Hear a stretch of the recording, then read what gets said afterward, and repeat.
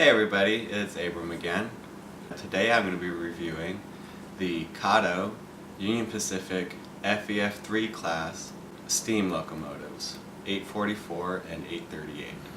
844 is the more famous of the two.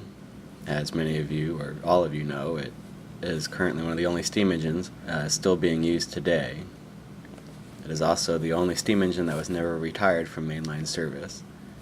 But I'm sure most everyone knows the history of this locomotive. 838, shown here in the box still, is the parts source for 844.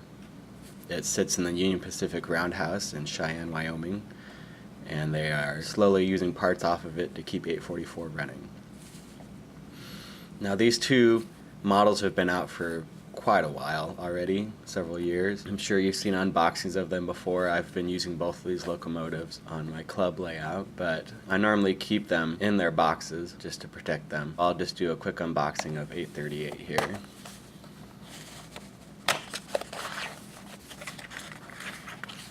Kato sends this in a cardboard box, which then has this cardboard sleeve that holds the foam carrier and a clear plastic piece that covers the locomotive. Once you remove the foam, you have this clear plastic insert that houses the locomotive itself. Included here is an extra pilot for double heading, and you'll see that on 844. We open this up, some clear plastic film, and then the locomotive is inside. Carefully pull it out, and here we have 838, also marketed by Kato as the freight version. And you can see the main difference there is it doesn't have the white striping on the sill and on the wheels.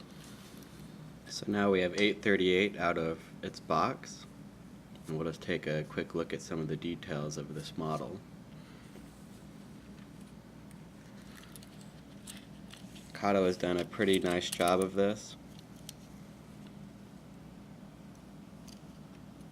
These models include the red danger light or Mars light or emergency stoplight, whatever you call it.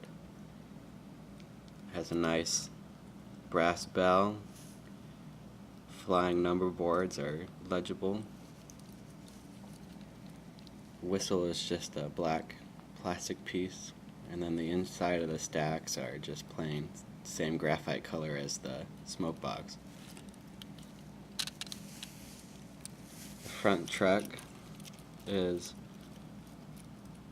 sprung here, very free moving. Has the potential to derail sometimes depending on your track work and the tightness of the curves you were trying to go around. The drivers here are all sprung drivers, interconnected by the tie rods, which are all separate pieces connected together. Trailing truck swivels free. Tender is attached through a plastic drawbar that clips into a clip on the frame,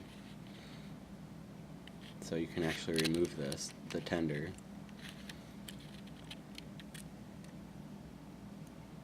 The tender, you can see it says fire hose only on there.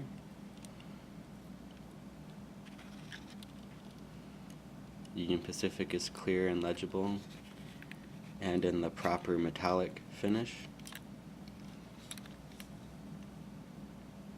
And then the detail here on the top, you've got your water fill hatches and your oil fill hatch.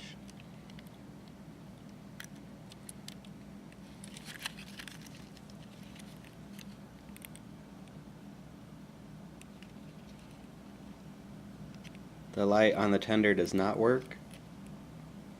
Kato did not really provide any provisions to light it up either. They just have the clear lens in there.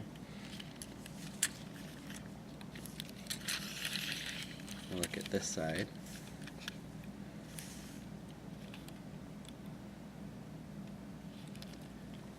And then the tender does do power pickup from the rear wheels here, and then the front truck here on the tender that is transferred to the locomotive and engine on the drawbar. And then just a quick look on this side. The writing on there is legible. Let's see if I can keep this in focus. So that is very nice. The rear of the cab is the enclosed cab.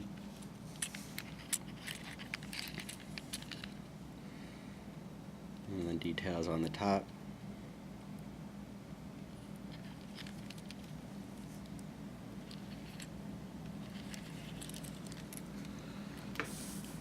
Overall, it's a very nice engine. It runs pretty well. I do have to say that both of mine came with a hitch out of the box, you could say, where they'd go around the track and you could see them wobbling.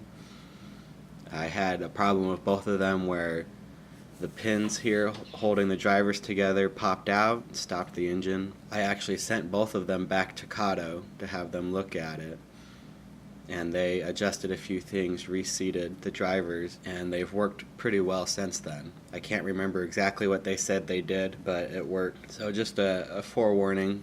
I was a little disappointed because I had seen so many good reviews online about these and how they were perfect, and then the two that I had weren't working correctly.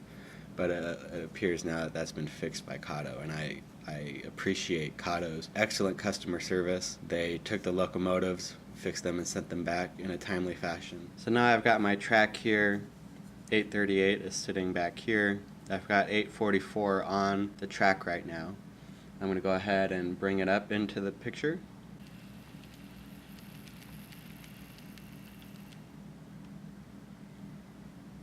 As you can see, the main difference between the two is this white striping on the sills and on the drivers. You'll also notice that 844's finish is a little glossier than 838, trying to mimic the actual appearance of the engine. I personally like the color of the smoke box and the firebox on 838 better. I feel that it looks more prototypical. But depending on the sunlight and angles taken of 844 today, it looks either way. It's personal discretion. I like the 838 look better. As far as operation, after I had those issues worked out through Kato, the engines, like I said, perform flawlessly. They can pull a lot of cars. I'm not sure if you should pull an extremely long train with one of these. I feel that might have been part of the reason that I had problems, as I tried pulling a very long, heavy train, and that might have caused the engine to slip some and pop out some pieces. I'm not exactly sure what the problem was. It might have just been a manufacturing defect. But they can pull long trains. They do it without issue. They run very well. A very good engine. As noted before, I put the double heading pilot on 844, and to do that, the pilot on here snaps into place. You just unsnap it, and then the double heading pilot actually connects to the front truck itself, so that when it goes around corners, it pivots.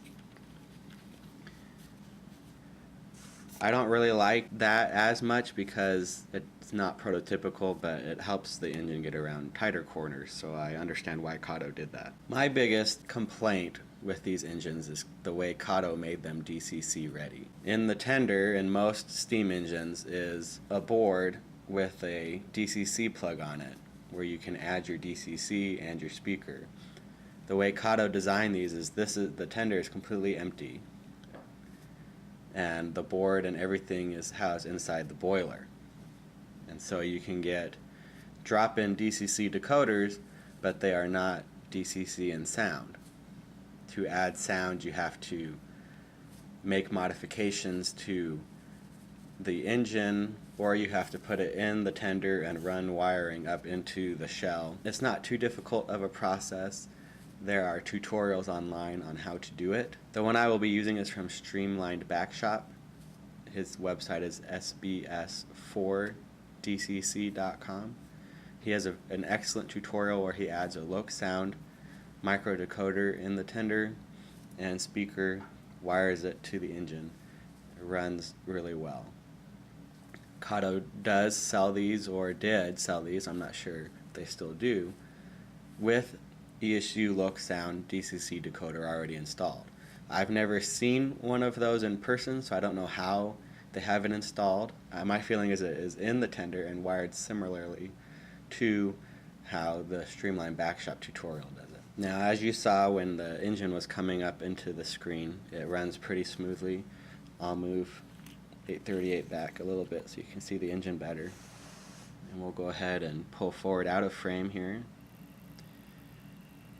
This is very slow right now. About a quarter turn on my Kato power pack. We'll go into reverse.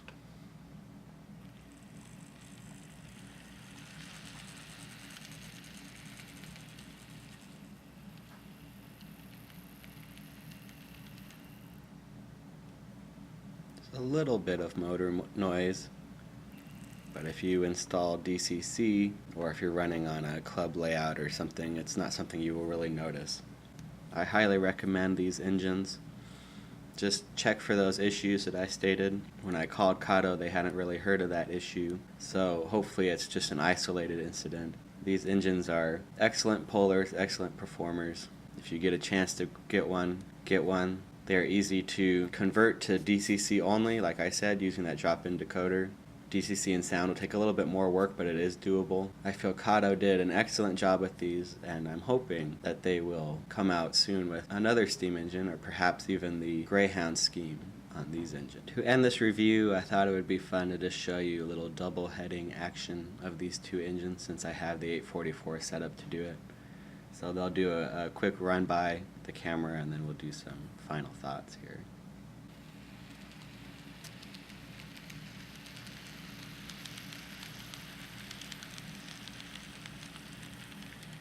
So there we have it. I hope you enjoyed the review. Like I said, I highly recommend these. You can find some pretty good deals online for these as well right now. So if you get the chance to buy one, you should do it. I plan on getting a couple more eventually to renumber and possibly even repaint myself into the Greyhound scheme to run with my passenger equipment. Thanks for watching. Remember to like and subscribe and share this video with your model railroader friends. If there's anything you think I can improve or what you want to see reviewed next, drop me a line in the comments and let me know. Thanks.